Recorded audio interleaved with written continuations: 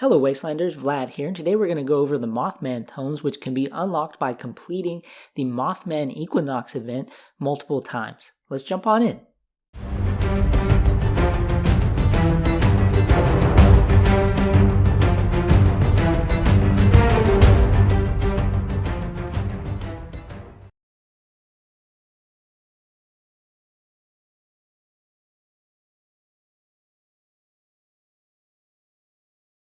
Catechism of Wise Hilary the Scourge, as transcribed by Interpreter Jill. Time and again has the wise Mothman come, and time and again the ignorant heard not the message he bore. They were deaf to his whispers, seeing only a monster, a specter filling them with dread from a world they could not understand. The ignorant heard of his passing and believed not the witnesses, naming him a figment of delusional minds. Yet the wise Mothman was no emissary from the other realms, nor was he a hallucination of the senses. Time and again has the wise Mothman come, and time and again fools and dullards heard his whispers, yet understood it not. They were closed to his message, hearing only the echo of their own small minds bouncing within their skulls.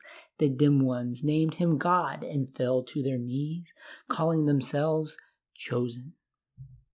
Yet the wise Mothman was no skyborn deity, nor had he come to anoint them elect. Time and again has the wise Mothman come, and time and again the mad and twisted have rejected his message, yet were attuned to the other whispers, hearing the call of a thing beyond, drawn to the deep places of the earth for inhuman purpose. The broken heard the song of the interloper and turned from the truth, scorning wisdom as the product of mere mortals in favor of the unknowable. Yet the wise Mothman remains with us, and his truth shields us from the call. Wise Mothman whispered, and wise Charles heard and understood. He guarded us from the flood and the fire, and while others fell we endured. While the dim ones succumbed to the delusions of holiness, we witnessed truth. While the mad were called to their chthonic master, we spurned the slavery of the unliving. We are enlightened, and we know these things to be true. The wise Mothman is among us, and of us. The wise Mothman lives. We feel his breath, and hear the beat of his wings, and know that he is more alike to us than not. The wise Mothman comes to us, and shares with us his truth. The wise Mothman has found his truth through understanding the world as it is, and through observation we approach his understanding. His truth is a lesson. His truth is a warning. His truth is a path to enlightenment. We thank the wise Mothman who shares his truth with us and reject the falseness of ignorant deniers, dull idolaters, and warp-minded servitors. We observe, we interpret, we listen to his whispers and become wise.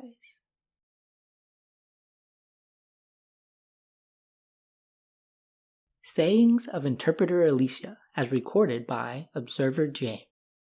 The wise Mothman is, the wise Mothman was, the wise Mothman will be. Before the flood, before the fire, before the dim ones, the wise Mothman saw what his brethren could not, and the truth was known.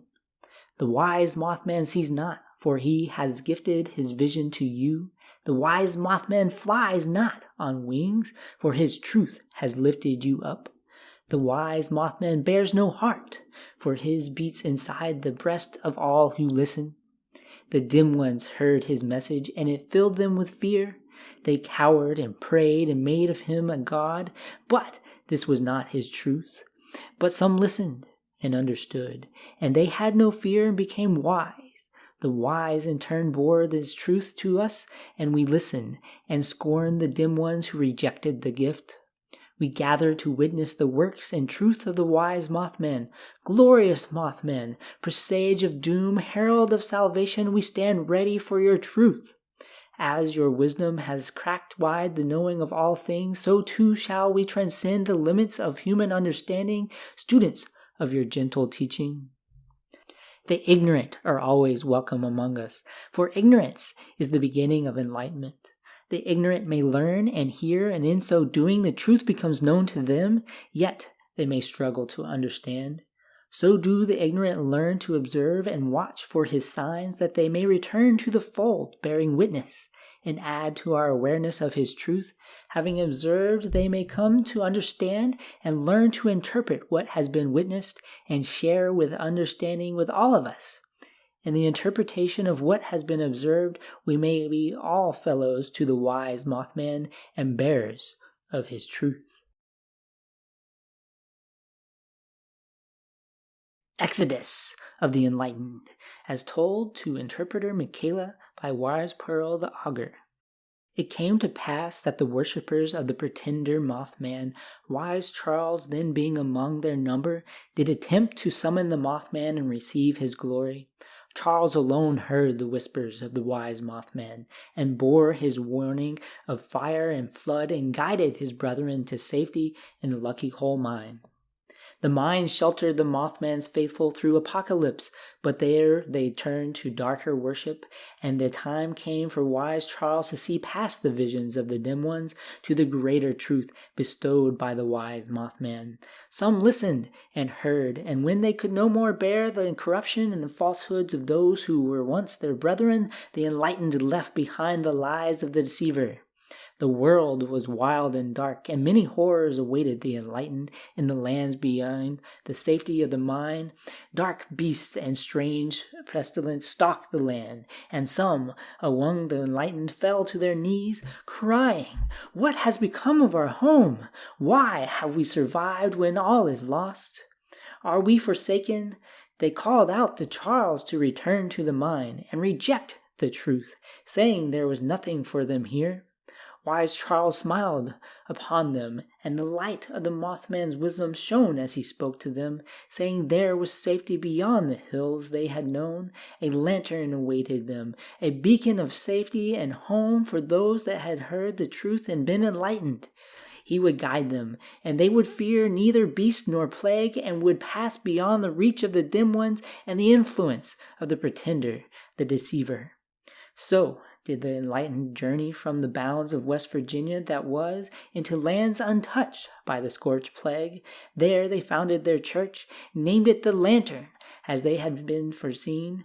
Its light shines in darkness, a symbol of the truth no wisdom can conquer, and it calls to the wise Mothman wherever he may be, telling him, "Here are those who hear your truth." Long may the lantern shine against the ignorance of the world, and never may the dim ones and the falsehoods of the red-eyed pretender snuff out its beacon.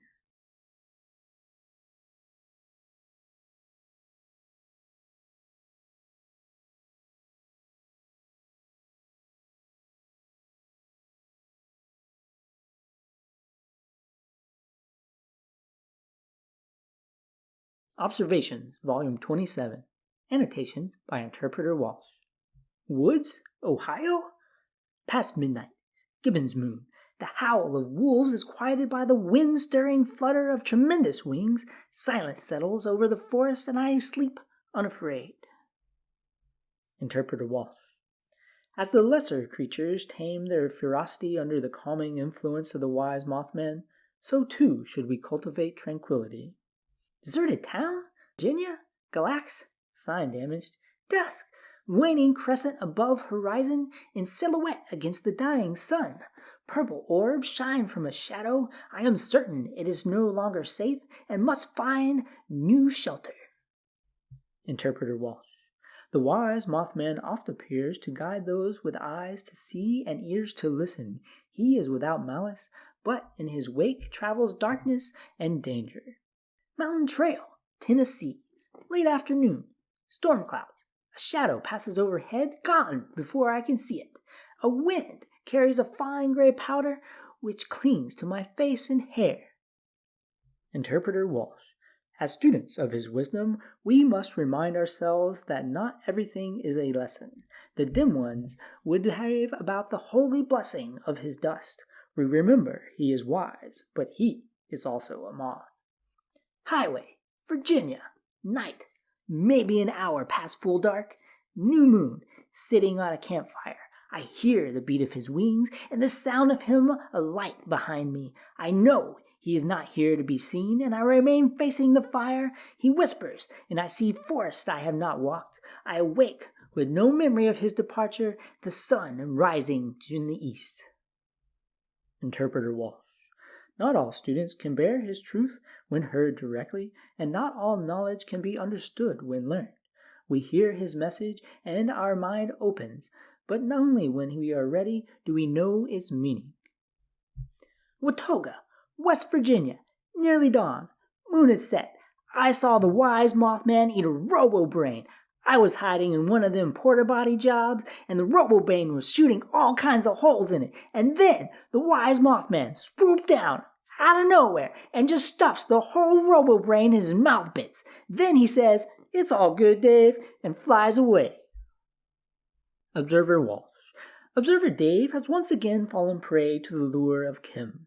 Dave, not the Wise Mothman, unwittingly teaches us a lesson here.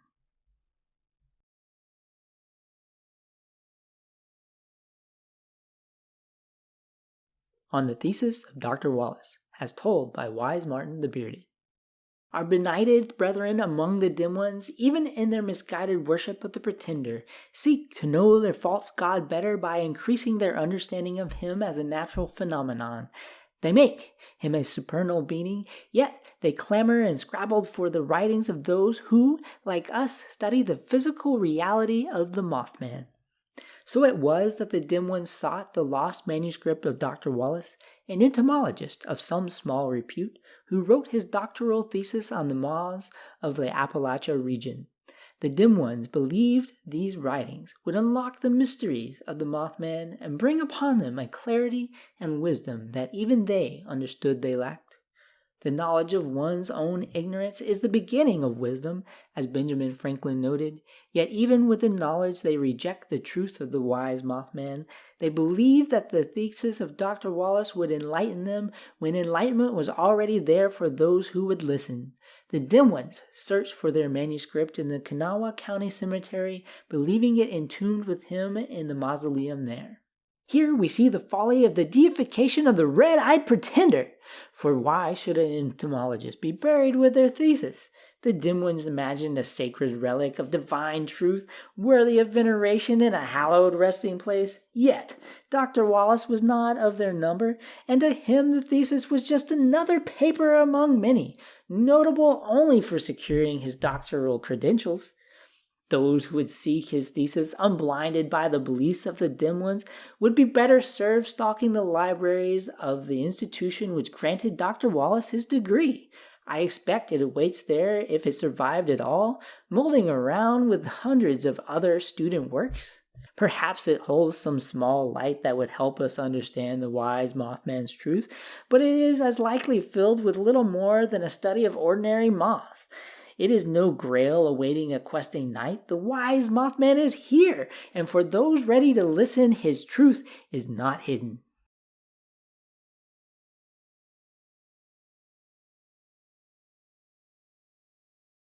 False Gods of Appalachia by Wise Nathaniel the Shadowed. The Wise Mothman calls the mountains and woods of Appalachia home, yet the region is haunt of other strangeness as well. These rolling hills are ancient beyond human comprehension, and what were once towering peaks to shame the Alps remain home to things likewise outside mortal experience. Many a credulous soul has attributed deific qualities to these things, as do the dim ones, and in so doing are deafened to the Wise Mothman's truth. Here I catalogue some of these false gods, that the student of his wisdom may not be led into temptation of dark mysteries which bear within them no light of knowledge. The Deceiver Mothman and his Progeny. As the Wise Mothman's eyes glow with the violet light of his wisdom, his unenlightened brethren's vision is cloaked in crimson. They and their spawn heed not the actions of humankind, nor care for us, making of us naught but prey and sport. The dim ones see them and think of them gods, divine and sacred, and fall to the ground in obeisance. Be not deceived, student of the truth. These fire-eyed Lepidoptera are neither god nor angel, and have no wisdom to share. The Flatwoods Monster. Shun this accursed creature, dear student, should you cross paths with its haunting form. Let not its amaranthian glow fool you. It shares no kinship to the wise Mothman, and where his truth lets loose your mind from the fetters of falsehood, this hovering nightmare binds it. There is no wisdom to be found in such a being. Squatches of diverse shape. Many tell tales of encounters with beast people in the wilds of Appalachia, ape men of giant stature and foul stench, hybrids of human and livestock, goat and ram, even plants that walk and speak with the vegetable minds, invading the thoughts of mortals. Some have observed these things, and we know them, but we likewise know that they are neither demon nor deity. Some have constructed totems to call or appease these creatures and show themselves fools. A beast may come to food left to tempt it, or be frightened by a strange construction. This does not make it worthy of worship. The Interloper.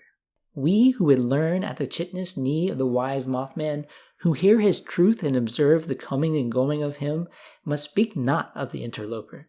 There is no fouler deceit than one garbled in truth. Shun its call, for it can bring only darkness. Thanks for tuning in, everybody. Hopefully that gets you caught up on your lore for the Mothman totems.